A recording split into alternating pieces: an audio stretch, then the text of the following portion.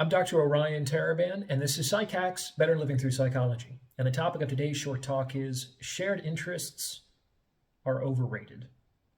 So this is something that I see a lot of people doing on the dating market. They're filtering potential partners for shared interests. And I can appreciate the rationale for doing so has a grain of truth to it. Like if there's zero Venn overlap between what you like to do in your spare time and what the other person likes to do in their spare time, it's going to be difficult to move the relationship forward. However, shared interests are generally not what bring people together, and they're definitely not what allow a relationship to flourish. Now, before I explain my own reasoning, please remember to like this video and subscribe to this channel. It takes less than a second, costs you nothing, and it's what you secretly want to do anyway. So do the thing.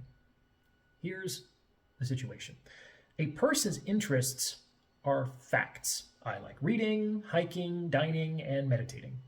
They are more or less objective, verifiable, and utterly boring. People do not become attracted to others by virtue of factual disclosure. Even if, and this is important, even if those things may be what the other person is looking for. Guys do this all the time when they drop subtle and not so subtle hints about how much money they make on a date. It doesn't work. On the other hand, people do become attracted to how you feel about your interests. There's a big difference between saying, I like hiking, and I love the feeling of pushing myself outside my comfort zone. Is it weird to say that I also like the danger and solitude? Like, I feel so alive when I realize I'm on my own. Get the picture? The sheer fact that you like the same music or movies, or that you both like to travel or dine out, tells me absolutely nothing about whether you're the type of person I would actually like to do those things with. Turns out that people don't like their interests so much that they'll do them with just anybody. And most interests aren't even reliable proxies for personality traits or characteristics. Did you know that DMX, the rapper, was an avid orchid gardener? Fact. What initially brings people together is attraction, which largely pertains to what you did to get the date to begin with, and chemistry, which pertains to how you feel with the other person on that date. Shared interests do not increase attraction or chemistry. So it doesn't really make sense to sort for them. Why? Because, best case scenario, you might end up with someone who seems like a good fit on paper, but for whom you feel nothing for, and that's not really ideal. But here's the real reason why shared interests are overrated. Think of all your interests today. Were they the same interests that you had 5 years ago? How about 10 years ago? 20 years ago? Probably not. Maybe one or two things have remained constant, but the vast majority of your interests are different today. Okay, so every 7 to 10 years, you are functionally going to become a different person.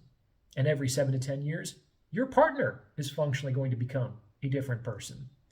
If the basis of your relationship is shared interests, and your interests change every 7 to 10 years, and their interests change every 7 to 10 years, then what's the basis of your relationship 7 to 10 years from now? Do you see? It's like either you can't allow people to change, which is a kind of death, or you have to admit that there's something that keeps a relationship together beyond shared activities. In my opinion, what's way more important than shared interests is mutual tolerance. For example, I like to go backpacking. I like to go out into the wilderness and rough it and sleep on the ground and get real dirty, and not every woman is into that. It's nice if a woman expresses interest in that, and we can do that every once in a while, but she's probably not going to be into it as much as I am, and that willingness probably isn't going to be sufficient reason for me to enter into that relationship with her, all things being equal anyway. And that's okay. She doesn't have to be into it as long as she tolerates that I'm into it. And that means she doesn't obstruct or otherwise punish me for doing that in my spare time without her. We don't have to do everything together. In fact, that's usually a recipe for generating all sorts of resentment in a relationship. It's much better to filter for tolerance of another person's differences than for alignment in similarities. What do you think?